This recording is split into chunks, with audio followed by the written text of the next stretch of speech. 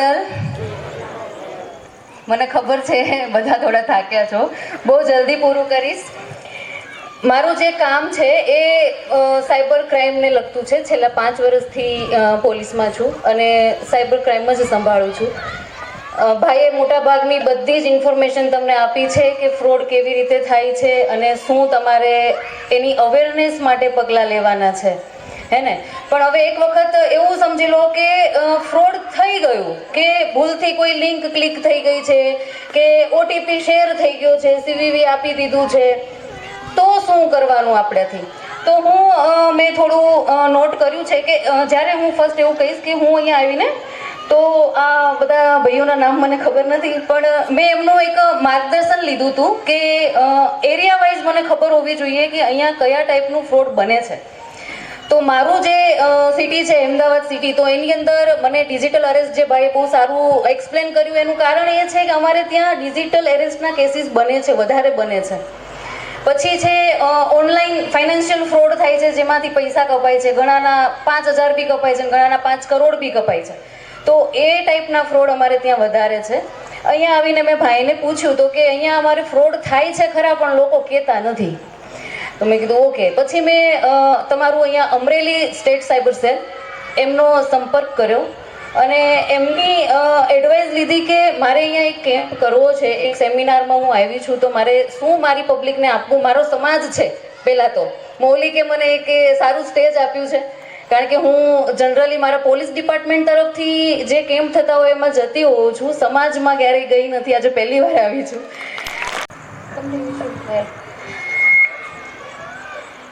Okay. તો એમનું એવું મને કહેવું હતું કે લોકો બહાર નથી આવતા, મતલબ કે ડરે છે. હવે શેનાથી ડરે છે? તો કે આપણાથી જ ડરે છે. હવે મારા જ કોઈ કાકા જોડે કે દાદા જોડે કોઈ ફ્રોડ થાય છે, જેમ કે કેવું કે મારા કોઈ વડીલ દાદા છે, એમને નથી ખબર કે મારે આ લિંક ઓપન નથી કરવાની, કે ભાઈએ કીધું એમ ન્યૂડ વિડીયો કોલ આવ્યો છે તો મારે નથી ઉપાડવાનો, એ વોટ્સઅપ કોલ મારા માટે સેફ નથી, એવી નથી ખબર, અને વિડીયો કોલ ઉપાડી લીધો છે. બરાબર? તો એ ફ્રોડ થઈ જ ગયું છે તમારી સાથે.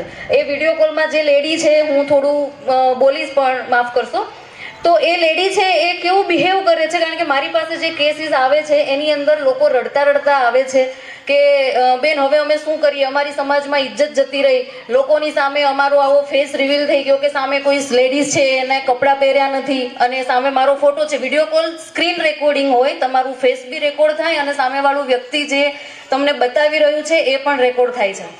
તો આવે છે અને એ વસ્તુ હવે એમને ખબર નથી ને, થઈ ગઈ છે. તો ડરવાની જરૂર નથી, અમારા સુધી પહોંચો, અમે એ લોકો સુધી પહોંચીએ છીએ અને બહુ જ મહેનત કરીએ છીએ એ માટે. જેમ ભાઈ તમને અવેર કરવા માટે મહેનત કરી છે ને, તમે એક કોલ કરી દો છો 1930 ઉપર અને કમ્પ્લેન લખાવો છો, તો અમે એ વ્યક્તિ સુધી પહોંચવા માટે ઘણી બધી મહેનત કરી. એની ઉપર મારી તપાસ, તમે ક્યારેક સમય હશે ત્યારે હું વધારે વિગતમાં આપણે મળીશું તો કહીશ કે અમારી તપાસ બહુ લાંબી ચાલે છે. તમે એક વખત તમારા પૈસા કપાય છે ને, તો એનાથી અમે 150, 200, 500, હજારો અકાઉન્ટ બંધ કરીએ છીએ, કારણ કે તમારા પૈસા તમને પાછા રિટર્ન કરાવી શકીએ. તો એ એક જબરજસ્ત મોટી સફર છે અમારી, તો અમે તમારા માટે કરીએ છીએ. તો તમે અમારા સુધી આવો, એમાં ડરવાની કોઈ જ જરૂર નથી. અને તમારી જે આઈડેન્ટિટી છે ને એ કંઈ રિવીલ નથી થતી. તમે કોઈ કમ્પ્લેન કરી દીધી તો એનાથી એવું નથી કે તમારું નામ અમે ડિક્લેર કરી દીધું. સેન્સિટિવ કેસમાં આ વસ્તુ આવે છે. તો થોડું તમે અવેર થાવ એ બાબતે અને લોકોને પણ જાગૃત કરો કે તમારી જોડે થયું છે તો તમારા મિત્ર સર્કલમાં કહો કે ભાઈ મારી જોડે આવું થયું છે. ભાઈ બંધે જેમ ઓટલે બેસવા જાઓ ને ત્યારે ચર્ચા કરો કે ભાઈ મારી જોડે આવું બન્યું છે, હવે શું કરવું. તો એ તમને હિંમત આપશે અમારા સુધી પહોંચવાની. એ કોઈ તમારી જોડે થઈ ગયું છે એ તમે એના માટે ગુનેગાર નથી, એ વસ્તુ પહેલા એક્સેપ્ટ કરો. અને આ વસ્તુ મને અમરેલી સ્ટેટ સાયબર સેલમાંથી જે ભાઈ જોડે મારે વાત થઈ, એમણે મને સ્પેશિયલ કહેવાનું કીધું કે તમે તમારા સમાજમાં જો કહી રહ્યા છો તો લોકોને કહો કે એમની સાથે જો ફ્રોડ થાય છે તો એ કમ્પ્લેન રજીસ્ટર કરે 1930. બધી જ વસ્તુ માટે એક જ નંબર છે 1930. પછી એ સોશિયલ મીડિયા ફ્રોડ હોય, લાઈક તમારું ઇન્સ્ટાગ્રામ, ફેસબુક એ હેક થાય છે તો એનું બી એક મેં કન્ટેન્ટ મેન્શન કર્યું છે કે જો તમારું ફેક આઈડી બને એવું તમને ખબર પડે કે તમારું ઇન્સ્ટાગ્રામ આઈડી, ફેસબુક આઈડી કે વોટ્સઅપ એ વોટ્સઅપ હેક થાય એક બાદ રાખો, ફેસબુક અને ઇન્સ્ટાગ્રામ કે સ્નેપચેટ એ ફેક આઈડી બને છે તો તમે 1930 પર ફોન કરો એટલે તમારું જે ફેક આઈડી છે ને એની ડિટેલ, એનો સ્ક્રીનશોટ લઈને તમારે એમાં આપવાનો હોય છે. એનાથી એ અકાઉન્ટ અમે ડિલીટ કરી દઈએ છીએ, તમે સેફ છો. પછી જે ફેસબુક આ એપીકે લિંક વાળું મને એક સાયબર સેલવાળા ભાઈએ નોંધ કરાવી હતી કે એ વસ્તુ અહીંયાના આ એરિયામાં વધારે છે. .apk લિંક તમારે લગભગ ઘણા લોકોને આવી હશે પણ મને કદાચ કોઈ કહેશે નહીં, ઈમાનદારીથી કોઈ કહી શકે તો કે .apk લિંક પીએમ યોજના, પ્રધાનમંત્રી જનધન યોજના, પછી અત્યારે લેટેસ્ટ એક એપીકે લિંક બની છે એલપીજી ગેસ વાળી. .apk લખેલું હોય એ લિંક ઓપન કરવાની જ નથી. જો થઈ ગઈ તો તમે શું પગલાં લેશો? જો તમારાથી એ લિંક ઓપન થઈ જાય છે ને તો તમારું વોટ્સઅપ હેક થશે, બીજું કશું જ નહીં થાય. શું થશે? વોટ્સઅપ હેક થશે. વોટ્સઅપ હેક થશે એટલે હું છું, મારું વોટ્સઅપ હેક થયું છે અને હું મારા મમ્મીને કે મારા પપ્પાને મેસેજ કરું તો એ જોવાના જ છે, ખોલવાના જ છે. તો તમારા સામેવાળા, તમારા નંબરથી સામે વ્યક્તિને જ્યારે મેસેજ જાય છે તો એને નથી ખબર કે એ તમે નથી. એટલે શું થશે? તમારાથી આખી ચેનલ, જેટલા લોકોને તમારા ફોનની અંદર જેટલા કોન્ટેક્ટ છે એ બધા કોન્ટેક્ટને એ મેસેજ ફોરવર્ડ કરશે તમારા ફોન થકી અને એ બધાના ફોન હેક થશે. તો તમારે એ ટાઈમે ક્વિક સ્ટેપ તમારું શું હોવું જોઈએ? તો ફર્સ્ટ તો 1930 કોલ કરો. સેકન્ડ છે તમારું જે સિમ છે એ કાઢીને તોડી દો. એ જે પણ કંપનીનું સિમ છે એને તોડી દો અને સેમ કંપનીમાં જઈને, એની ઓફિસ જઈને સેમ નંબરથી બીજું સિમ લઈ લો. બીજો એનો કોઈ જ રસ્તો નથી. એ એક જ અલ્ટિમેટ સોલ્યુશન છે વોટ્સઅપ પાછું તમારા ફોનમાં રિકવર કરવા માટે. બરાબર છે? આ એપીકે વાળું એક થઈ ગયું. અત્યારે એક લેટેસ્ટ બીજું છે, યુએસએસડી કોલ આવે છે. એટલે કે તમને કોઈ કંપનીમાંથી કે ક્યાંયથી પણ ફોન આવે અને એવું કહે કે ભાઈ તમારા પહેલાં અમને વાત કરવી છે, તમારો સંપર્ક નહીં કરી શક્યા, આ નંબરથી તમારે વાત કરવાની છે. તો એ તમને પહેલાં એક નંબર ડાયલ કરાવશે. એમાં એની અંદર છે 21, પછી તમને એક નંબર આપે છે, પછી એક બીજો નંબર છે 61, એ તમને પહેલાં ડાયલ કરાવશે અને એક નંબર છે 67, એ ડાયલ કરાવશે.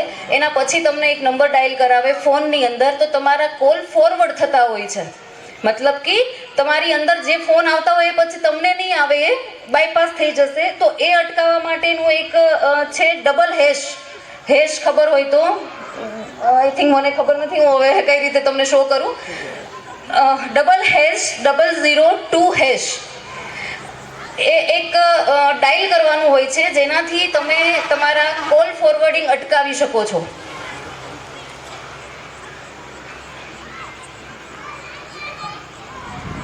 એ ભાઈ આપણને બતાવે ત્યાં સુધી હું થોડું બીજું પૂરું કરું.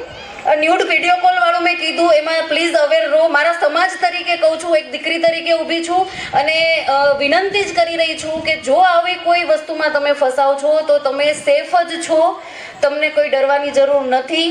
તમારી આઈડેન્ટિટી રિવીલ થતી નથી. તમે કમ્પ્લેન કરો, અમે એ લોકો સુધી પહોંચીએ છીએ.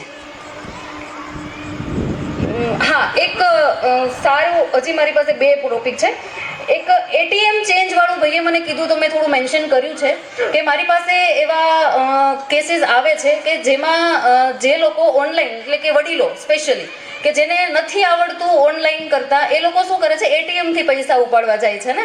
તો અમારી બાજુ એ કેસ થોડા વધારે છે, મને નથી ખબર અહીંયા છે કે નહીં, પણ જસ્ટ ફોર અવેરનેસ કે કેવું કરે છે કે 2 જણા હોય છે, તમે એટીએમની અંદર જાઓ ને તો દાદાને ચલો નથી ફાવતું કે બાને ચલો નથી ફાવતું, મમ્મીને નથી ફાવતું, તો 1-2 વખત ટ્રાય કરે તો પાછળ ઊભેલા માણસો આવી વોચ કરતા હોય છે. એ લોકોનું કામ જ છે સવારથી સાંજ સુધી આ જ કરવાનું.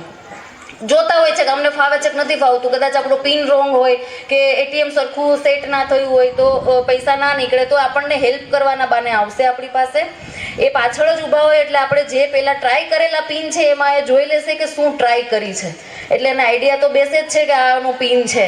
પછી એ જ કંપનીનું એની પાસે બહુ બધા એટીએમ હોય છે, એક્સિસ હોય, એચડીએફસી હોય, તો સેમ કાર્ડ બીજું જે એની પાસે છે એ આપણને ટ્રાય કરવા માટે આપશે અને આપણું કાર્ડ આપણી પાસેથી લઈ લે. બહુ જ ચાલાકીથી. મારી પાસે અત્યારે એ બધું સમય થોડો ઓછો છે ને તો હું તમને બતાવત એ ક્લિપ કે કેવી રીતે જે ફ્રોસ્ટર છે એ તમારું સિમ તમારી જોડેથી તમારું એટીએમ કાર્ડ તમારી જોડેથી ચેન્જ કરીને લઈ જાય છે અને પિન તો એને જોઈ જ લીધું છે અને બાજુના 2-3 એટીએમ છોડીને જ પૈસા વિડ્રો કરી લે છે.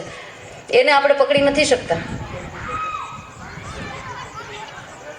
##002# કોલ ફોરવર્ડિંગ, જ્યારે કોલ ફોરવર્ડ થઈ ગયો હોય ને તો એને રિકવર કરવા માટે છે. અને એક મેઇન વસ્તુ છે કે મારી પાસે એક એવા બી લોકો આવતા હોય છે, તમારામાંથી બી કદાચ કોઈના મિત્રો હોય કે તમે પોતે બી હોઈ શકો એમાં, કે તમારા અકાઉન્ટમાં કોઈ અજાણી રકમ આવી છે, એના લીધે થઈને તમારું અકાઉન્ટ બ્લોક થાય અથવા તો એ અકાઉન્ટની અંદર એટલી રકમ લીન અથવા હોલ્ડ માર્ક કરીને રાખવામાં આવી હોય. ભાઈઓ કોઈ છે કે જેમને આવું કે બન્યું હોય અને કોઈને આઈડિયા હોય કે હા મારા ફ્રેન્ડ જોડે કે મારી જોડે કે મારા અકાઉન્ટમાં આવી વસ્તુ બની છે? નથિંગ. ગુડ. તો એમાં એવું છે કે જો તમારું ફ્રોડ થયું છે અને તમારી અંદર જેન્યુઅન પૈસા બી આવે છે, મેં તમને કીધું કે જ્યારે ફાઇનાન્શિયલ ફ્રોડ થતું હોય છે ને ત્યારે અમે લોકો 150, 200, 500 હજારો અકાઉન્ટ બ્લોક કરીએ છીએ. એની અંદર ઇનોસેન્ટ અકાઉન્ટ્સ બી બંધ થાય છે. જેમ કે એક્ઝામ્પલ આપું તો મારે મૌલિક પાસેથી 10,000 રૂપિયા લેવાના છે, મેં એને ઉછીના આપ્યા હતા, તો મૌલિક મને 10,000 રૂપિયા રિટર્ન ઓનલાઈન કરવાનો છે, બરાબર? તો મૌલિક ના અકાઉન્ટની અંદર જે પૈસા આવ્યા છે એ એને એની પાસેથી કોઈનું પેમેન્ટ આવ્યું છે, તો એ પૈસા જો ફ્રોડના આવ્યા છે તો મૌલિક જે મને પેમેન્ટ કરશે, જે મારે એની પાસેથી લેવાનું જ છે, તો એ પૈસા મારા અકાઉન્ટમાં આવ્યા પછી મારું અકાઉન્ટ બી બંધ થઈ જશે. કારણ કે મૌલિકના અકાઉન્ટમાં જે પૈસા આવ્યા છે એ ફ્રોડના પૈસા આવેલા હતા, એટલે કોઈ અધર વ્યક્તિએ કમ્પ્લેન કરેલી છે. તો મૌલિકની અકાઉન્ટ બંધ થતાં પહેલાં કમ્પ્લેન નથી થઈ, મારા અકાઉન્ટમાં પૈસા આવી ગયા, મેં કોઈ ત્રીજાને આપી દીધા, તો એ આખી ચેનલ વાઇઝ અકાઉન્ટ્સ બંધ થતા હોય છે. તો હું તો ઇનોસેન્ટ છું, મારે તો એની પાસેથી પૈસા લેવાના હતા અને મારું અકાઉન્ટ બંધ થયું છે, તો શું રસ્તા લેવાના?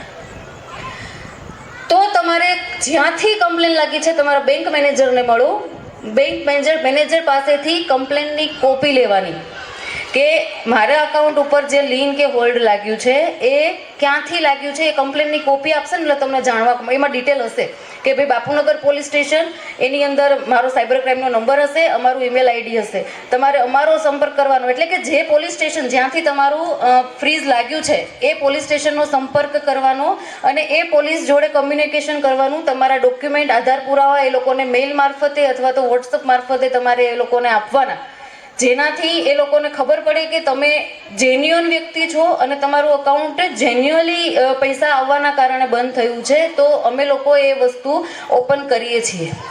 અને આ બાબતનું નોલેજ લોકોને છે જ નહીં. મારી પાસે દિવસના 10 લોકો આવા આવે છે કે મારું અકાઉન્ટ કારણ વગર જ બંધ થયું છે.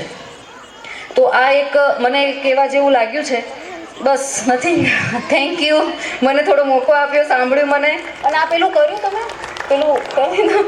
Okay, thank you.